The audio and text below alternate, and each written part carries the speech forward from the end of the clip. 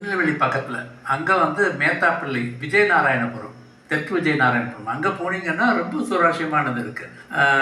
மேத்தாப்பிள்ளைங்கிற பேரை வந்து நீங்கள் சர்வசாதாரணமாக அங்கே இருக்கக்கூடிய இந்து மக்கள் இதில் பார்க்கலாம். ஏன்னா அது ஒரு 200 வருஷத்துக்கு முன்னாடி நடந்த ஒரு தவறால் நடந்த ஒரு படுகொலை, அதுக்கடுத்து சில சம்பவங்கள் கிராமங்கள் நடக்குது. அப்போ வந்து அவங்க குறிகேட்டு போகிறப்போ, இல்லை இந்த தவறை நீங்கள் பண்ணிட்டீங்க, அதுக்கு பிராயச்சித்தம் பண்ணணும் அப்படின்ட்டு.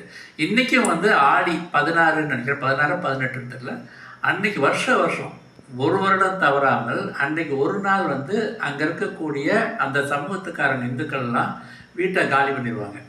அன்னைக்கு முஸ்லீம்கள் வந்து அந்த பிராந்தியத்தில் இருந்த முஸ்லீம்கள் யார் வேணாலும் அங்கே வந்து தங்கிக்குவாங்க. அந்த வீடு வந்து வெள்ளைச்சு கொடுத்துருவாங்க, வந்து தங்கி அடுத்த நாள் அந்த அன்றைக்கி நைட்டு அந்த இது கந்தூரி நடக்கும், அந்த விழா, அதை வந்து இந்துக்கள் தான் மெயினாக எடுத்து பண்ணுவாங்க, முஸ்லீம்களும் சேர்ந்து பண்ணுவாங்க.